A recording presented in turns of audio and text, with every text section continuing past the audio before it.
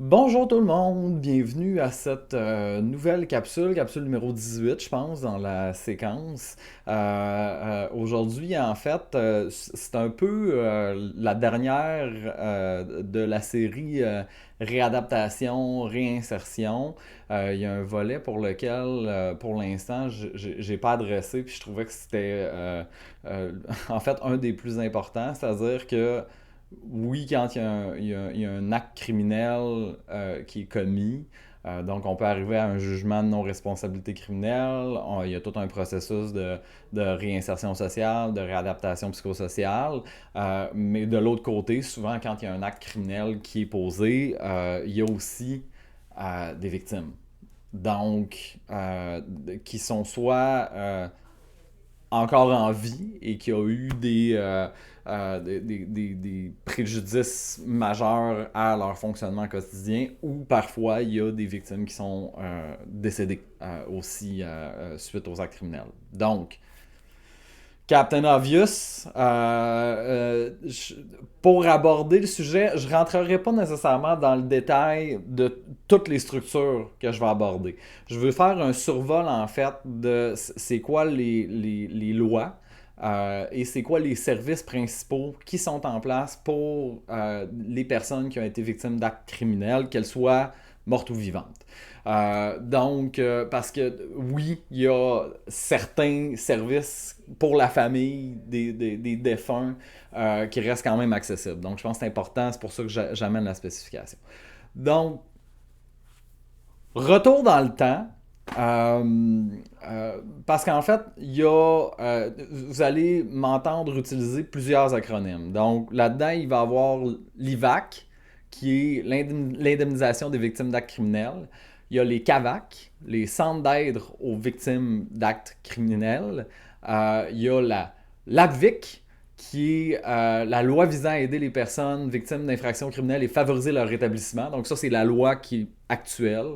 Euh, il y a eu l'AVAC, il y a le BAVAC, il y a le FAVAC. Et il y a aussi les CALAC. Ça aussi, c'est. Et là, pardonnez-moi là, les acronymes, je commence à me mélanger. C'est les centres d'aide et de lutte contre les agressions à caractère sexuel. Que ça, je vais faire une parenthèse à la fin parce que c'est pas nécessairement relié directement. Ça découle pas directement de la loi, mais c'est quand même un centre qui est vraiment important de mentionner dans la présente capsule. Donc, commençons. Donc, l'année où tout ça commence, où toute cette structure-là va commencer à prendre forme, c'est en 88. En fait, qui est l'année où l'Assemblée nationale a adopté la loi d'aide aux victimes d'actes criminels. Donc ça, c'est comme la première. Puis cette loi-là, dans le fond, elle a créé deux choses. C'est-à-dire le bureau d'aide aux victimes d'actes criminels, qui, eux, leur job, c'était de mettre en place le réseau des centres d'aide aux victimes d'actes criminels. Donc, le BAVAC a aidé à mettre en place les CAVAC. Et les CAVAC, pour qu'ils puissent fonctionner, ça prenait de l'argent. Donc, la loi d'aide aux victimes d'actes criminels a aussi créé le FAVAC, qui est le Fonds d'aide aux victimes d'actes criminels. Donc, 88, il y a des structures gouvernementales qui sont mises en place pour créer les centres d'aide aux victimes d'actes criminels. On reviendra un petit peu plus tard à qu'est-ce que font les centres d'aide aux victimes d'actes criminels. En 88 aussi, il y a aussi une autre loi qui a été créée, qui est la loi sur l'indemnisation aux victimes d'actes criminels. J'espère que je ne me trompe pas. Qui, elle, a mené à l'IVAC, donc l'indemnisation des victimes d'actes criminels. Euh, qui, encore une fois, ça, je reviendrai un petit peu plus tard sur qu'est-ce que l'IVAC, comment ça fonctionne. Ce qui est important de savoir, c'est que ces deux lois-là, jusqu'en 2021, c'est ça qui régissait un peu l'aide qui était offerte aux victimes d'actes criminels. Certains d'entre vous, bon, qui suivent un petit peu plus l'actualité, ont pu constater dans les 15-20 dernières années qu'il y a eu beaucoup de critiques, justement, par rapport à l'indemnisation des victimes d'actes criminels. La loi aussi commence à être vieillotte un peu avec la définition, les délais de quand porter plainte, etc., etc. Donc, je ne veux pas m'alourdir sur le sujet. Tout ça pour dire, en fait, qu'en 2021, octobre 2021, les deux lois ont été mergées et actualisées pour donner, comme je disais, la LABVIC. En fait, qui est la loi là, qui régit un petit peu toutes ces structures-là. D'une part, les CAVAC. Donc, je vais commencer en fait avec une petite définition.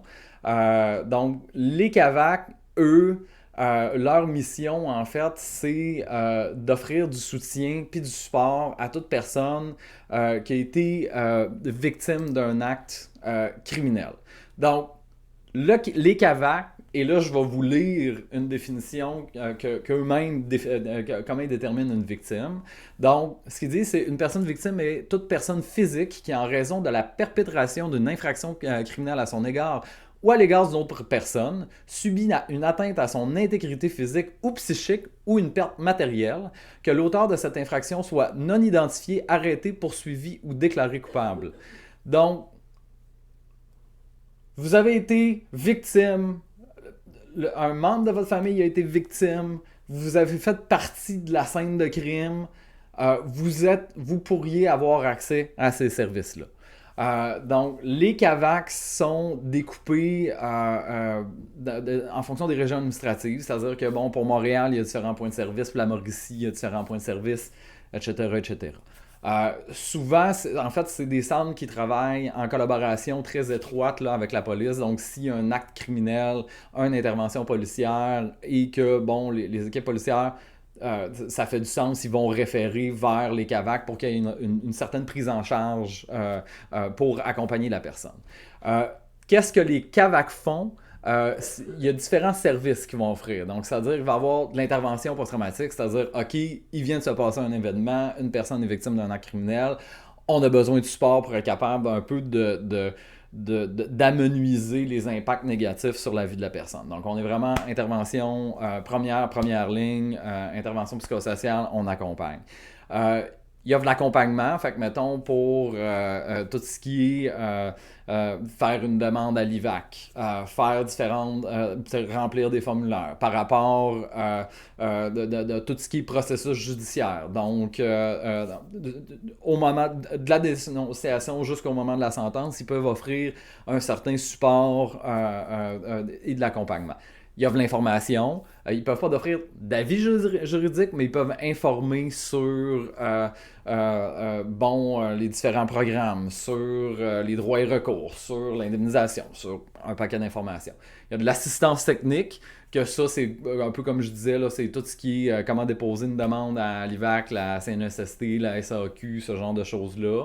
Puis après ça, il y a l'orientation vers les ressources. Donc, quand on sort un peu du cadre ou qu'ils se rendent compte qu'ils ont besoin de ressources supplémentaires, ben ils vont orienter, référer, puis soutenir dans le référencement. Donc, c'est vraiment un centre pour un peu où les personnes qui sont victimes d'actes criminels peuvent venir se déposer puis avoir de l'accompagnement en vue de, bon, oui, commencer un processus de rétablissement, mais principalement pour gérer un peu ce qui vient de se passer. Là où l'IVAC rentre en ligne de compte, c'est l'indemnisation des victimes d'actes criminels, c'est-à-dire que quand il y a des impacts, il y a un besoin de soutien qui va au-delà de ce que les CAVAC peuvent offrir. Donc, il peut y avoir du soutien financier qui est offert par l'IVAC une fois que la demande puis que le dossier a été accepté. Par exemple, une personne qui a été victime d'un acte criminel peut avoir des problèmes physiques. des problèmes psychologiques qui sont reliés, qui peuvent pas être traités uniquement par un intervenant qui aide un peu à gérer les pots cassés. On va dire ça comme ça. Donc, des fois, on va avoir besoin d'une intervention un petit peu plus soutenue pour être capable d'aller un petit peu plus loin au niveau du rétablissement. Donc, que ce soit de manière psychologique, que ce soit de manière physique. Donc, il y a de la réadaptation psychosociale qui peut être offerte. Donc, moi, en tant qu'éducateur spécialisé, je peux prendre des mandats de l'IVAC. Donc, c'est-à-dire que j'offre des services aux personnes qui ont été approuvées, qui ont été victimes d'un acte criminel. Puis moi, dans le fond, je les accompagne, mets un plan d'intervention en place pour être capable de retrouver un fonctionnement quotidien qui fait du sens. Il y a aussi de la réadaptation psychologique, de psychothérapeutique, c'est-à-dire qu'il y a des psychologues aussi qui prennent des mandats IVAC, et là, c'est de la psychothérapie. Sauf qu'il peut y avoir physio, ergo, dans certains cas, il peut y avoir des dédommagements financiers. Donc, ça peut couvrir assez largement, et il y a aussi un volet pour tout ce qui est, encore une fois, famille, premiers répondants, sauveteurs, intervenants qui sont arrivés sur la place, qui ont été témoins d'un acte criminel et qui ont besoin de support aussi. Donc, il y a beaucoup de détails, beaucoup d'informations. Je vais vous donner des liens pour être en mesure d'approfondir le sujet, mais l'essentiel, c'est de comprendre que l'IVAC, une fois que le CAVAC a fait sa job, qui a été capable d'accompagner, est encore en processus d'accompagnement, mais qui se rend compte qu'on a besoin de services plus spécialisés, plus poussés, ils vont aider à faire des demandes à l'IVAC pour avoir accès à du support supplémentaire. Ensuite, on prend une pause pour respirer, parce que c'est beaucoup d'informations. Euh, L'autre chose dont je voulais parler, en fait, c'est les CALAC. Et je remercie ma tendre moitié de m'avoir rappelé à l'ordre et fait en sorte de ne pas oublier de mentionner cette institution-là. C'est une institution qui est à part, c'est-à-dire qui ne découle pas de la loi sur l'aide aux victimes d'actes criminels. En fait, ça précède. Les CALAC, en fait, ils ont vu jour dans les années 70. Puis c'est des centres, en fait, qui s'inscrivent directement dans le mouvement féministe. C'est-à-dire qu'il y a eu un constat comme de quoi que les femmes qui étaient victimes d'agressions sexuelles n'étaient pas prises au sérieux ni par le corps policier, ni par les hôpitaux, ni par les services sociaux. Et de ce constat-là, je crois que c'est en 75, il y a plusieurs centres qui se sont mis en place pour assurer en fait une bonne prise en charge puis une défense des droits en fait des personnes qui ont été victimes d'agressions sexuelles. Donc, il offre tout le support psychologique, puis information, accompagnement, référencement que les CAVAC peuvent offrir, sauf qu'eux sont spécialisés au niveau des agressions à caractère sexuel. Mais au-delà de ça, eux autres, ils font de la concertation, ils font du militantisme pour être capables de s'assurer qu'il y ait des services qui sont adaptés finalement, et tout ça dans un esprit féministe. Donc, ceci étant dit, je ne suis pas un spécialiste de la question, puis je ne veux pas m'étaler parce que je ne connais pas nécessairement bien les centres. Je suis convaincu qu'il y a des gens qui seraient beaucoup mieux placés que moi pour être capables de parler de la mission. Cependant, je pense que c'était nécessaire de parler de ça parce que bien que les CAVAC soient en mesure d'accompagner quelqu'un qui a été victime d'agression sexuelle, souvent ils vont référer vers les CALAC pour qu'il y ait une prise en charge plus spécifique parce qu'il y a effectivement d'autres enjeux dans un cas d'agression sexuelle. Donc, pour aider les victimes, c'est un peu toutes ces structures-là qui sont en place. C'est un gros crash course vraiment rapide que je viens de vous faire. Donc, il y a probablement 1001 détails sur lesquels j'ai survolé et qui pourraient être dignes de mention. Mais dans tous les cas, si vous pensez avoir été victime d'un acte criminel, victime d'une agression sexuelle, que vous avez besoin de support, d'aide pour être capable d'accompagner, que ce soit de porter plainte, d'avoir l'information sur ce que sont vos droits, je vais mettre en lien, en fait, les différents numéros de téléphone, pas les numéros de téléphone, mais différents liens vers les numéros de téléphone pour que vous puissiez communiquer avec, que ce soit les CAVAC, que ce soit les CALAC, que ce soit l'IVAC.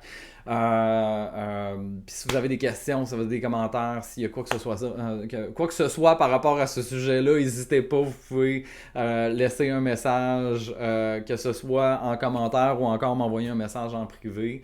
Puis si vous voyez s'il y a des collègues intervenants qui écoutent la capsule et qui se rendent compte que j'ai peut-être omis quelque chose ou qu'il y aurait une information complémentaire qui serait pertinente à ajouter, n'hésitez pas. Ça va me faire plaisir de faire une petite mise à jour et de l'ajouter. Mais voici en fait un peu le portrait, le panorama de ce qui est offert aux victimes, des personnes qui sont jugés non criminellement responsables, qui sont dans un processus de réinsertion puis de réadaptation psychosociale. Donc, n'hésitez pas, si jamais vous avez d'autres sujets que vous voudriez que je fasse des crash courses, la vulgarisation, ou que je fasse une petite capsule, je peux même vous la dédier, ça va me faire plaisir. Simplement m'envoyer un message, puis n'hésitez pas à liker, partager. Passez une bonne fin de soirée.